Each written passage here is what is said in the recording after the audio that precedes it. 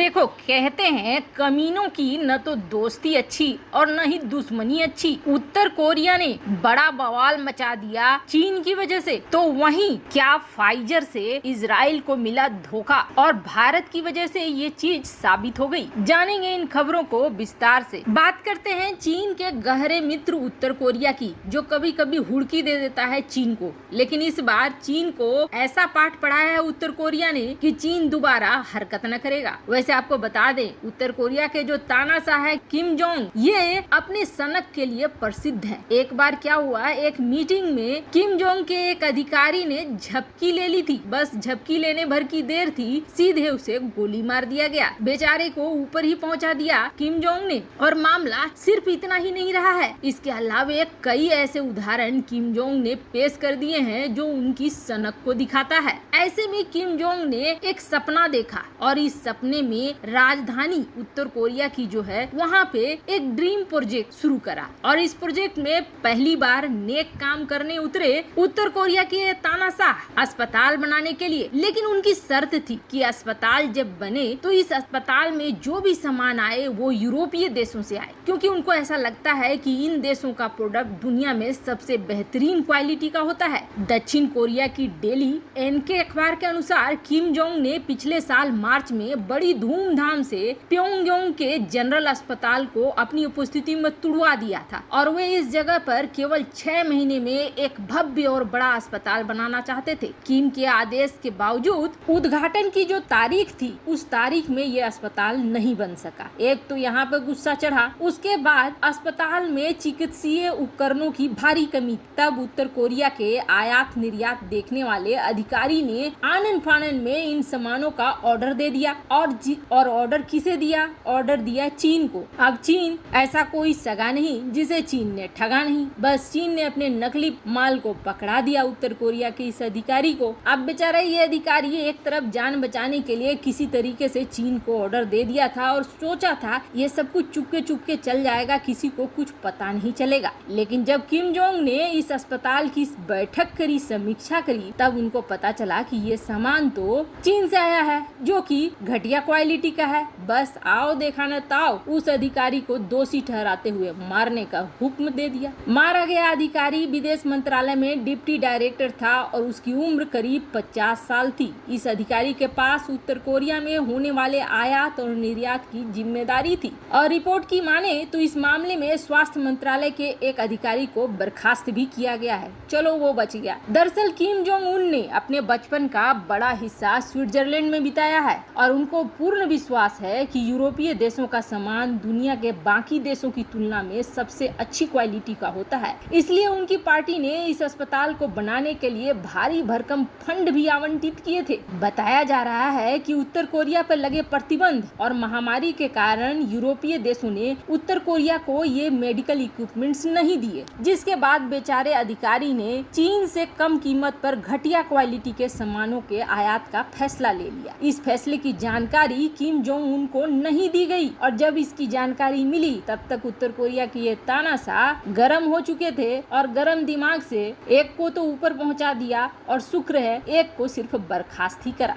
अब देखो चीन की कितनी बड़ी फजीयत हो रही है। उत्तर कोरिया के तानाशाह किम जोंग उन चीन से घटिया मेडिकल सामान खरीदने के कारण अपने एक बड़े अधिकारी को, जो कि पूरे उत्तर कोरिया के आयात और निर्यात को ध्यान में रखता है, उसको मौत दे दी। इससे बड़ी बेइज्जती चीन के लिए और क्या हो सकती है? चीन के सामानों का इससे ज्यादा व्याख्या क्या? वैसे फिर भी चीन को शर्म नहीं आएगा। वहीं दूसरी तरफ एक बड़ा खुलासा हो गया है कि इजराइल जिस चीज को लेकर बेहद खुश हो रहा है वो उसके लिए शायद बड़ी मुसीबत बन जाए। हाल फिलहाल में फाइजर की सीईओ अल्बर्ट बोरूला ने अपने ट्विटर अकाउंट पर, जो कि कभी कभी ही आती हैं, बड़े ही खुशनुमा अंदाज में ये कहा कि इजराइल के साथ जो हमारी डील है वो सक्सेसफुल रही और महामारी से इजराइल को छुटकारा मिल गया। आपको बता दें इजराइल में इस वक्त मास्क उतार दिया गया है, 80% लोगों को टीका भी लग गया है और इजराइल के अनुसार अब खुशियां वापस लौट रही हैं। लेकिन ऐसा कुछ है नहीं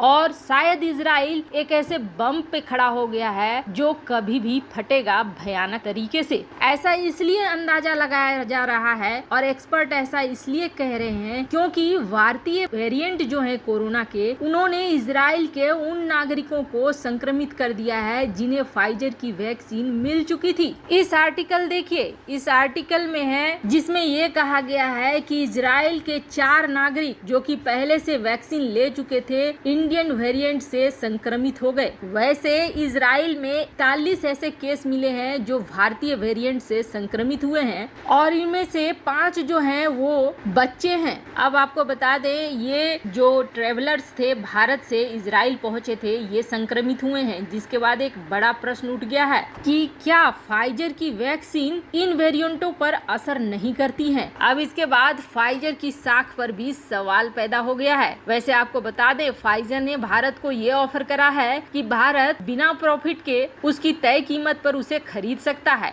वहीं दूसरा ये भी ऑफर दिया है कि फाइजर अपनी टेक्नोलॉजी दे देगा और भारत में ही फाइजर का निर्माण होगा। लेकिन अब सवाल ये उठता है कि क्या सचमुच फाइजर भारतीय वेरिएंट को रोक सकेगा। उसकी उम्मीद कुछ कम ही दिख रही है। वैसे आपको बता दें, इस फाइजर ने इजराइल के साथ जो डील फाइनल करी है उस डील में काफी बड़ा लोचा है और ये लोचा ये है कि इजराइल को यह साइन करना पड़ा है कि अगर फाइजर की वजह से इजरायली नागरिकों को कुछ भी होता है और वो जुर्माना ठोकते हैं, वहाँ की कोर्ट जुर्माना ठोकती है, तो खुद इजराइल को इसके लिए भुगतान करना पड़ेगा। वैसे आपको बता दें, एस्ट्राजेनेका की डोज रहते हुए भी इजराइल ने फाइजर को चुना था, क्योंकि एस्ट्राजेनेका को लेकर ये खबरें आ रही थी कि ब्लड क्लॉट के मामले काफी बढ़ रहे हैं, जिसकी वजह से इजराइल इस खतरे को नहीं लेना चाहता था। फाइजर को लेकर अब तक ये चीजें नहीं आ रही थी, लेकिन अब जो बात निकल कर आई है, अगर ये नए वेरिएंट्स पर नहीं असर करता है तो आप सोचिए इजराइल में क्या होगा। जो उतने सारे लोग बिना मास्क के घूम रहे हैं, क्या उन पर अचानक से